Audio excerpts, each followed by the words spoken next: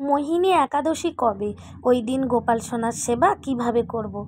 রাধে রাধে বন্ধুরা, শ্রী রাধা বল্লভ শ্রী হরিবংশ। কেমন আছো সবাই? নিশ্চয়ই সবাই ভালো আছো, আর আমিও ভালো আছি। তো আজকের বিশেষ গুরুত্বপূর্ণ আলোচনা আমি তোমাদের কাছে নিয়ে চলে এসেছি। সবাই নিশ্চয়ই জানো সামনেই আসছে মোহিনী একাদশী। তো এই একাদশী কিভাবে পালন করব, এবং আমরা ওই দিন মোহিনী একাদশীর দিন গোপাল সোনাকে কিভাবে সেবা করব, কিভাবে শৃঙ্গার করব, এই সমস্ত কিছু নিয়ে আজকের একটা সুন্দর আলোচনা নিয়ে তোমাদের কাছে চলে এসেছি। আজকের ব্লগটা দেখাতে দেখাতেই আজকের বিকেল থেকে ব্লগ, তার পরের দিন সকাল পর্যন্ত ব্লগটা আমি করেছি। তো এই ব্লগটা দেখাতে দেখাতেই তোমাদের সাথে মোহিনী একাদশী কবে পালন করব, কিভাবে পালন করব, এবং গোপাল সোনার পুজো পাঠ সেবা কিভাবে করবে, এই সব নিয়েই কিন্তু আজকের সুন্দর একটা আলোচনা। তো চলো আলোচনার দিকে যাই। বৈশাখ মাসের শুক্লপক্ষের একাদশীর নাম হচ্ছে মোহিনী একাদশী। তো অনেকে বলবে যে এটা তো জ্যৈষ্ঠ মাস পড়ে গেছে, বৈশাখ মাস কোথা থেকে এলো। জ্যৈষ্ঠ মাস আমাদের পড়েছে ঠিকই, কিন্তু পঞ্জিকা অনুযায়ী, শাস্ত্র অনুযায়ী এটা কিন্তু এখনও বৈশাখ মাসের শুক্লপক্ষ চলছে।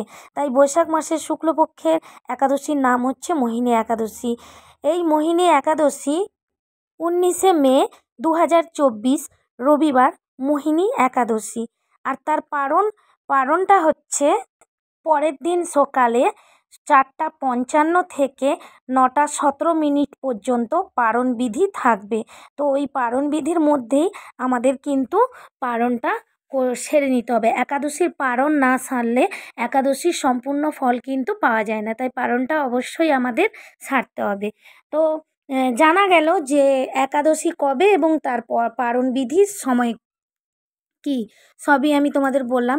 এইবারে আসবো গোপাল সোনার সেবাতে। পরে ওই দিন গোপাল সোনার কীভাবে সেবা করব। ওই দিন অবশ্যই পঞ্চামৃত দিয়ে গোপাল সোনাকে স্নান করাতে হবে। একাদশীর দিন অবশ্যই গোপাল সোনাকে পঞ্চামৃত দিয়ে স্নান করাতে হবে, এবং হলুদ রঙের বস্ত্র পরিধান ধারণ করাতে হবে। হলুদ রঙের যদি না থাকে অন্য বস্ত্র আমরা কিন্তু দিতে পারি। তো ওই দিন অবশ্যই গোপাল সোনাকে চেষ্টা করতে হবে যে মোহিনী রূপে সাজানো। তো যারা যারা মোহিনী রূপে সাজাতে পারবে না, তাতে কোনো অসুবিধে নেই, এমনিই গোপাল সোনাকে সুন্দরভাবে শৃঙ্গার করতে পারো। গোপাল সোনাকে যে রাধারানীর স্বরূপভাবে যে শৃঙ্গার হয়, মোহিনীর রূপ, যে মেয়ের রূপ, সেই রূপে গোপাল সোনাকে শৃঙ্গার করতে পারো। যারা যারা না পারবে করার দরকার নেই, কিন্তু সুন্দর শৃঙ্গার হবে। ওই দিন সুন্দর শৃঙ্গার হবে, সুন্দর সুন্দর দুপুরে ভোগ লাগাবে গোপাল সোনাকে, তাই না? আর ওই দিন গোপাল সোনার সামনে অবশ্যই ভাগবত পাঠ হবে, অবশ্যই নাম সংকীর্তন হবে, আর অনেক অনেক নাম জপ করতে হবে। তো এইভাবে গোপাল সোনাকে আমাদের ওই দিন সেবা দিতে হবে। আর অনেক নতুন নতুন কিন্তু যেমন পারবে তেমন ভোগ অবশ্যই লাগাতে হবে। কারণ আমি অন্য ভিডিওতে অনেকবারই আমি বলেছি, আমার ভিডিও যারা নিত্য দেখো, আমি অনেক সময়ই বলেছিলাম যে একাদশীর দিন সাধন ভজন আর নাম সংকীর্তন ছাড়া কিন্তু আরও আমাদের অনেক সেবা থাকে। আমরা গোপাল সোনার বেশি বেশি সেবা করতে পারি, সুন্দর সুন্দর ভোগ রান্না করে গোপাল সোনাকে খাওয়াতে পারি। তো ভগবানকে সন্তুষ্ট করতে হলে অনেক কিছুই করা যায়। শুধু যে আমাদের নাম সংকীর্তন করতে হবে, বেশি বেশি করে নাম জপ করতে হবে, গীতা পাঠ করতে হবে, শাস্ত্র পাঠ করতে হবে, তা কিন্তু নয়। আমরা গোপাল সোনাকে সুন্দর সুন্দর ভোগ রান্না করে কিন্তু দিতে পারি। আরও নতুন জামা কাপড় ওই দিন দিলে তো খুবই ভালো হয়। নতুন সাজ সিঙ্গার, যাদের আর্থিক অবস্থার জন্য সম্ভব নয়, তারা কোনো দরকার নেই, তারা হচ্ছে যে বাড়িতে যেমন থাকবে গঙ্গাজল ছিটিয়ে তারা গোপাল সোনাকে পরিধান করতে পারবে। এমন নয় যে গোপাল সোনাকে নতুন দিলেই ভালো হবে, না হলে হবে না, তা কিন্তু নয়। যেমন থাকবে মনের ভাবটা সবথেকে বড় জিনিস। আমাদের মনের ভাব ভগবান দেখে, যে আমরা কীভাবে কী ভাব নিয়ে আমরা তার সেবা করি।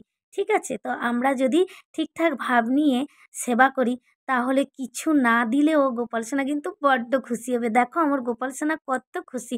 আজকে খুব হালকা শৃঙ্গার করিয়েছি, কদিনই খুব ভারী শৃঙ্গার চলছে গোপাল সোনার। তো এই জন্য আজকে একটু হালকা শৃঙ্গার করিয়েছি। কেমন লাগছে আমার গোপাল সোনা, গোপু আর রাধারানীকে? তো আজকের মতো ভিডিওটা এখানেই শেষ করছি। ভিডিওটা যদি কোথাও একটু ভালো লেগে থাকে, লাইক কমেন্ট শেয়ার করতে কিন্তু ভুলো না। আর একটা কথা, আমার চ্যানেলে যে নতুন এসেছো, চ্যানেলটা কিন্তু অবশ্যই সাবস্ক্রাইব করে যেও। আর একাদশী, মোহিনী একাদশী কিন্তু সকলে রাখবে। রাখছি, রাধে রাধে।